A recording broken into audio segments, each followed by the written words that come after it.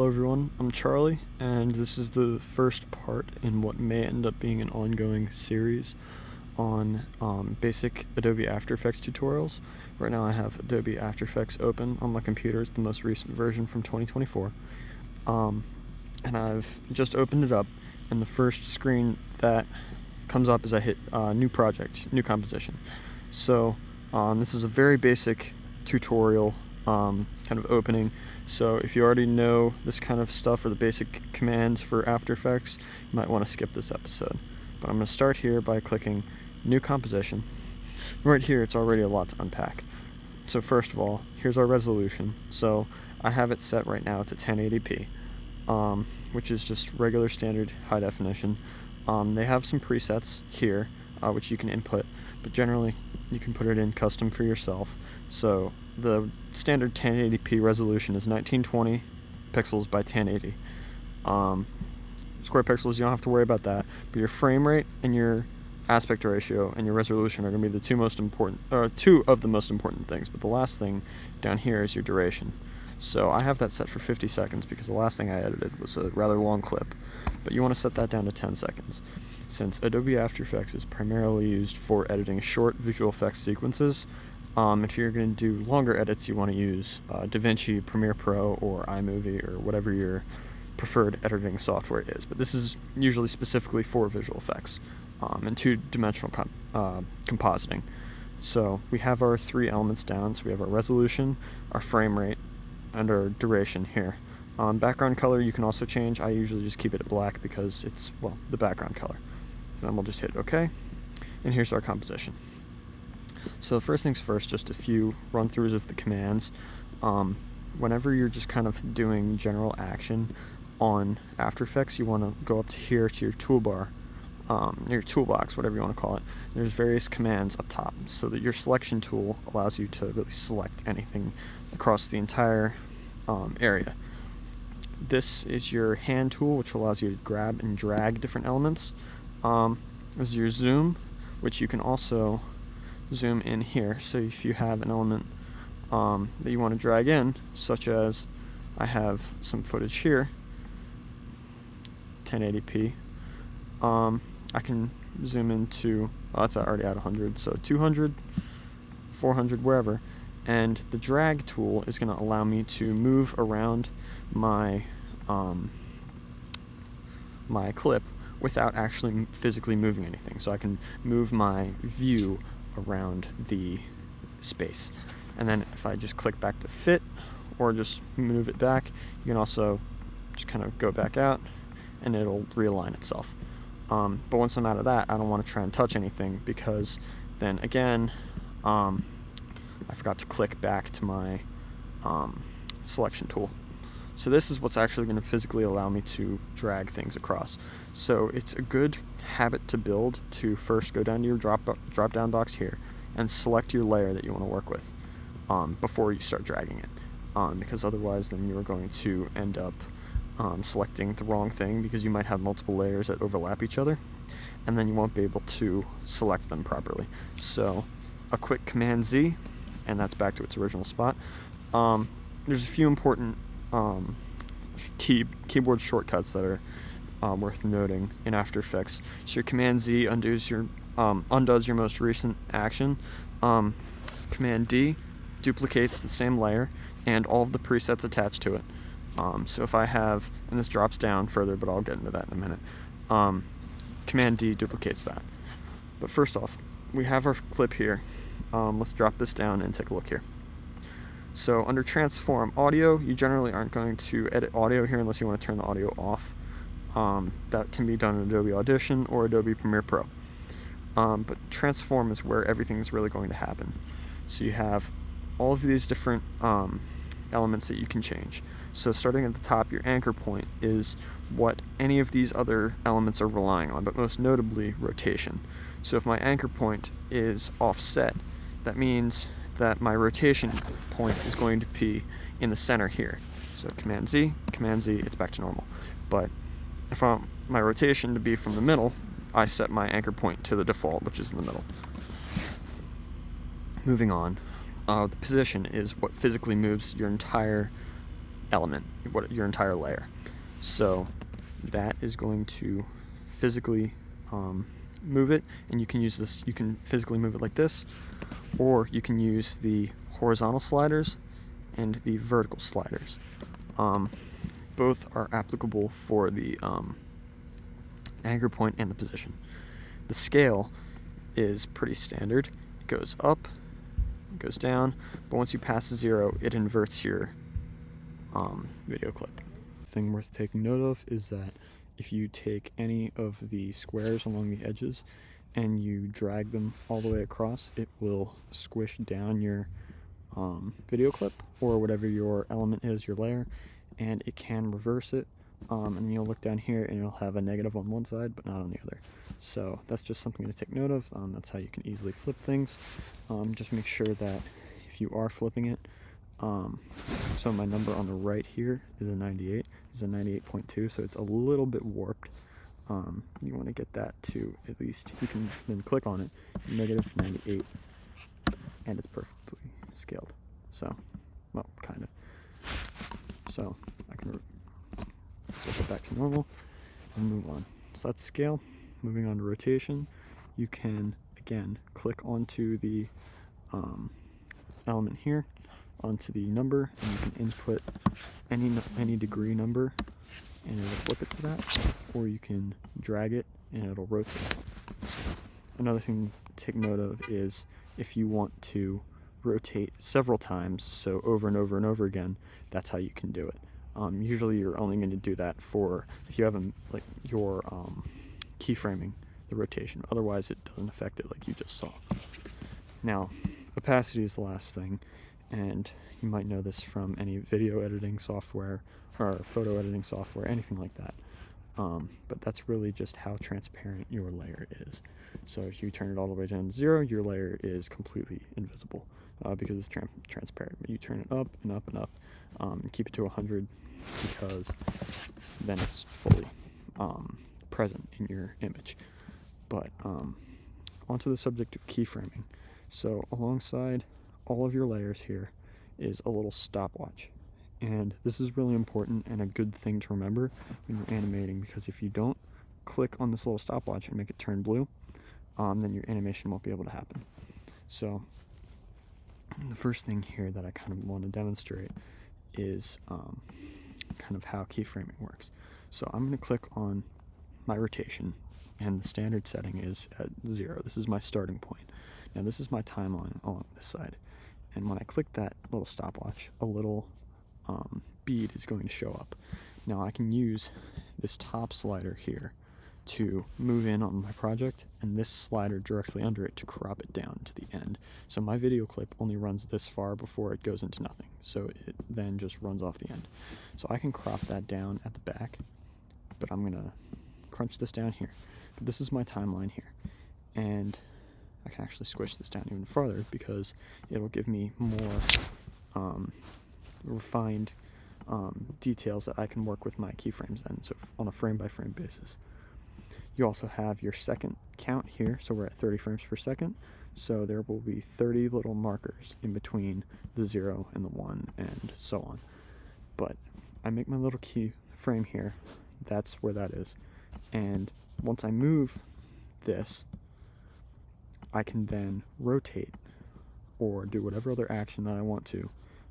As long as I click the little stopwatch, I can then rotate, and then when I play it back, it moves it.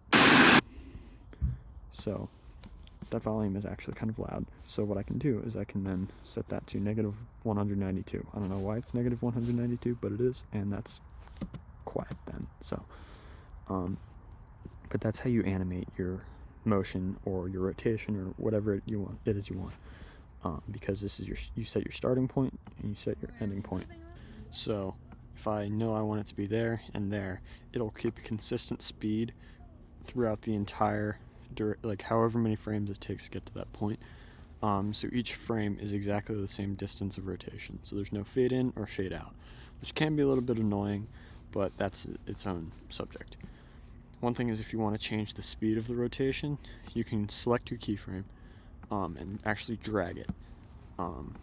So then lengthening the amount of time to get from point A to point B, therefore smaller movements in between, and there's your animation.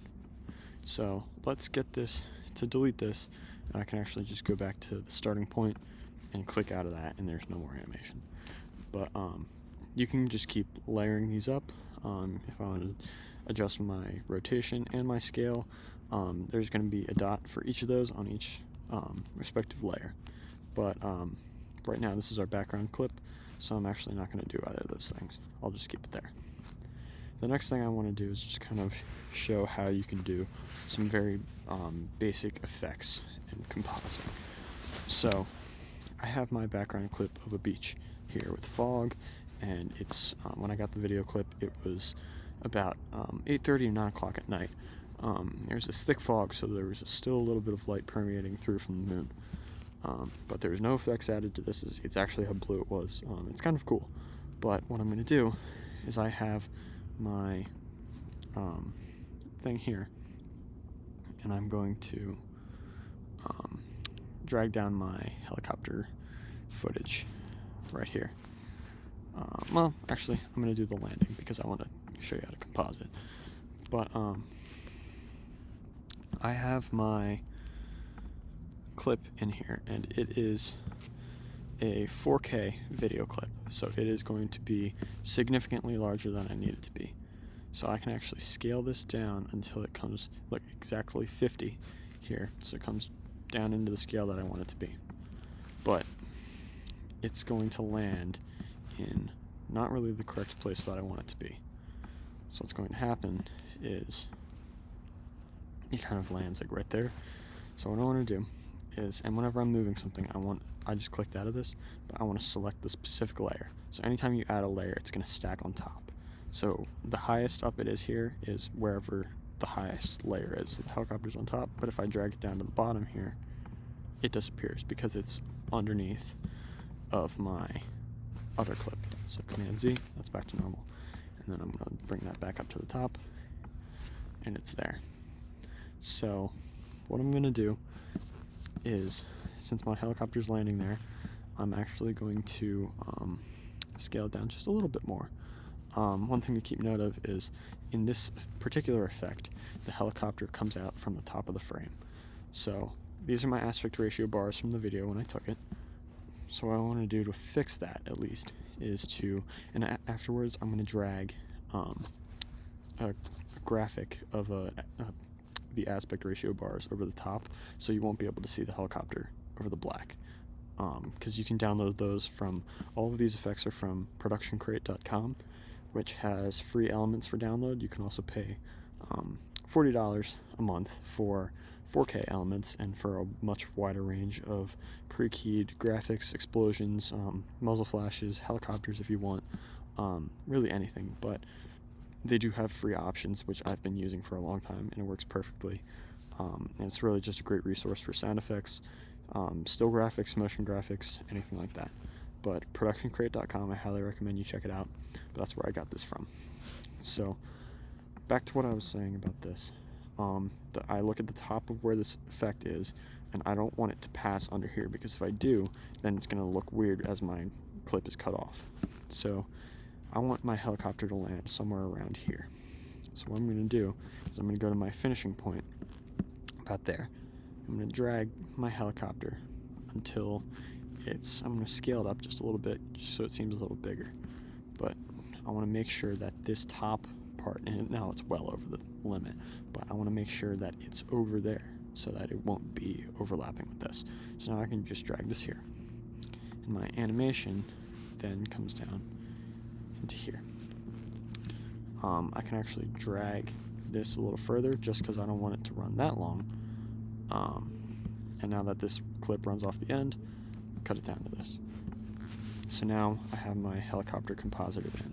Now there's a little bit of wiggle in there as the video moves, so motion tracking would be helpful, but that'll probably come in a later tutorial if I make one.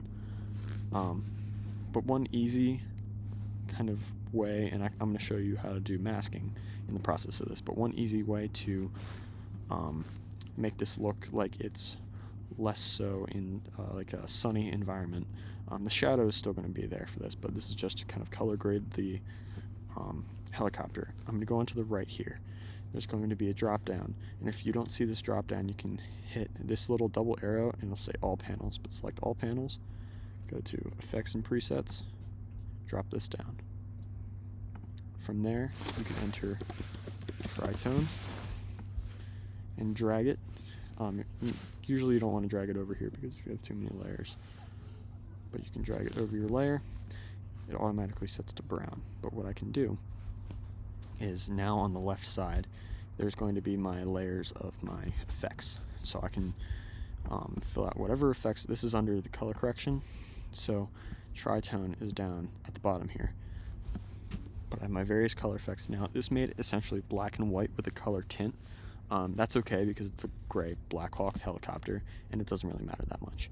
But what I can do is I can take this little dropper and drop it to here, and it'll match, the little dropper will match whatever color is on screen. So not just layers, but literally whatever color it just appears in the final render.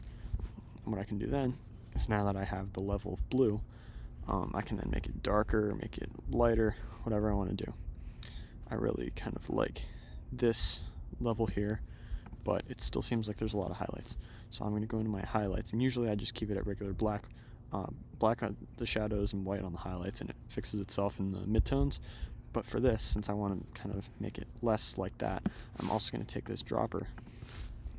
I'm going to do this same thing, and it kind of removes that highlight effect while still keeping it there. I just need to make sure that my midtones are different from my highlights, because otherwise I'm going to lose detail. Because if I take, this is just a quick example, but if I take this, it's all going to be the same. And if I do the same for the shadows, it's all the same color. So Command Z, it's just a demonstration. But that's how I can do that. Now, our beach is still pretty foggy here. So what I want to do, and this is where I get into masking, what I want to do to kind of fix that, or make a little bit of fog here, is I can select my bottom layer, Command D a little bit, drag this over top. So my helicopter is going to disappear for a second. But what I can do is drop down, transform, take my opacity, and drag it just a little bit down. So you have a little bit of the over top layer covering up that. And now this particular effect comes with a sound effect, so you get that. But otherwise, my opacity, I can turn it up and it becomes less and less transparent, and it blends a little bit better with the clip. Now, this isn't always the best way to do it, because sometimes you'll be able to see the effect over top of your middle element, so you can't really see it here, but a little bit of the beach is showing through. And you remember, click out, so I just use my grab tool, my hand tool, but I need to remember to get back to my pointer. So the more I turn it up, the more the beach is visible behind it. You can see kind of the line going there. But that's why I kind of keep it at a low level, so that usually you wouldn't really be able to tell anyway. But without that, otherwise it's just kind of like not very hazy.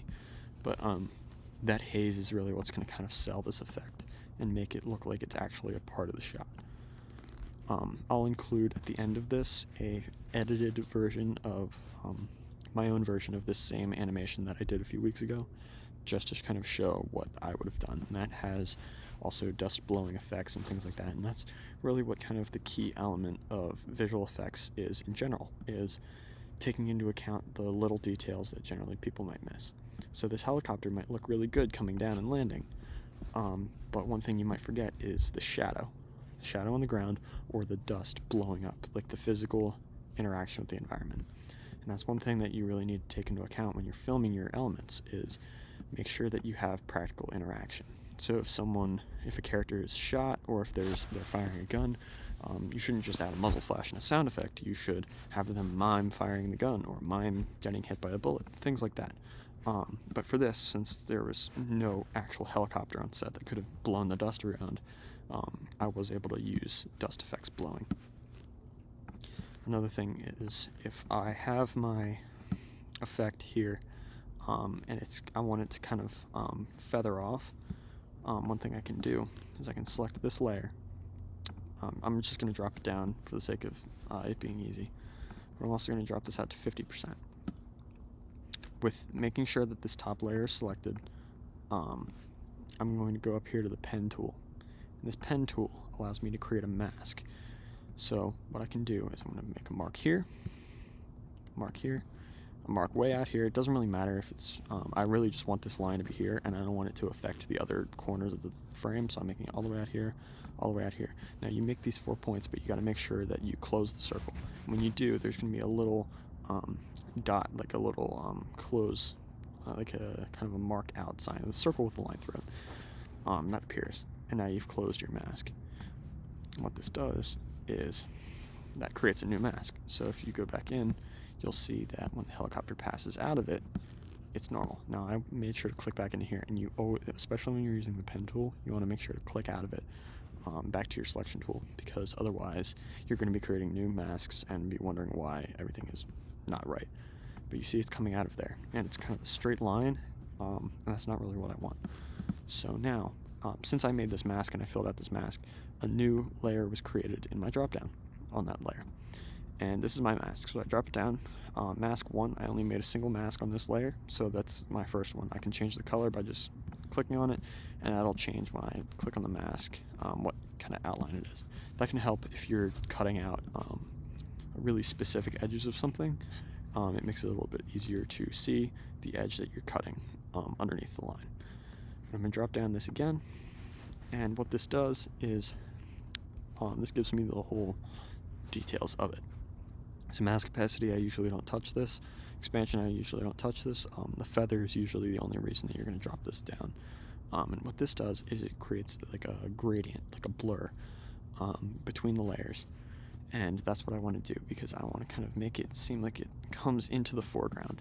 So what this now does is it kind of makes it thicker and higher opacity here and lower at the bottom. Okay, so this has been a really kind of basic, towards the end it moved into like a little bit more advanced effects, but this has been kind of a basic rundown of the commands of After Effects. If there's anything that you didn't learn, feel free to comment below, and I can include that in a later video. But I hope you find this educational, and that you can benefit from this and continue learning After Effects. Really the best way to figure it out is to get a bunch of just random videos, download random elements, and make film, and then you can just play around with it in After Effects, because at the end of the day it's a really fun thing to do. And you can go through all the different drop downs on the effects panel. You can edit the audio levels, you can really just play around with everything that you can do in After Effects, because the most interesting ones to play with are going to be the distort elements, the simulations, and the animation presets. So you can go into the animation presets, and that'll do a lot of it. It uses everything else that's included here and gives you kind of standard already developed effects that you can just drag and drop into your element here and then modify on the left. So what you can do is, if you want to shoot something that looks like an old TV, let me show you. Another thing that you can actually do if you want to edit all of these things at once, and this is really just a quick detail, select your bottom layer of whatever you want to compile together, hold down on the shift key, select the top layer, and it selects all of them. Go up to layer, it's going to drop down, hit pre-compose. It's going to give you the option to rename it. I don't need it to be a specific name, so just pre-comp 1, and that combines everything. So now all of your effects go back to standard. So this is its own video clip now. If you want to edit it within that, you can double click on it and it opens that up, but I don't need that. If I want to have this, say, look like a VHS tape, there's 3 different things that I can drop down here, and it gives me different video elements that I can edit then. If I really want to modify what's here, I want to get rid of the waves on the side, you can really just look through what is the problem that you don't like. So if I want to get rid of wave warp, delete wave warp, and now it just gives me the Venetian blinds effect, which is those lines that you see here. And those you can even modify by just dragging, and it looks kind of goofy when you make it bigger, but at a small scale like 5, which I'm assuming is just 5 pixels, it does look like old VHS. And there's a bunch of different effects here, but that's just another thing. Like, I highly recommend you just play around with the different elements in After Effects. Once you know the standard controls and keys, it's really easy to just kind of play around here. Just play with the sliders. Play with the sliders, and it'll give you different elements that are just fun to see, and it just shows you what things mean. Yeah, it's really easy. I hope you enjoyed the video, and I'll include the finished version of my own clip at the end. Thank you.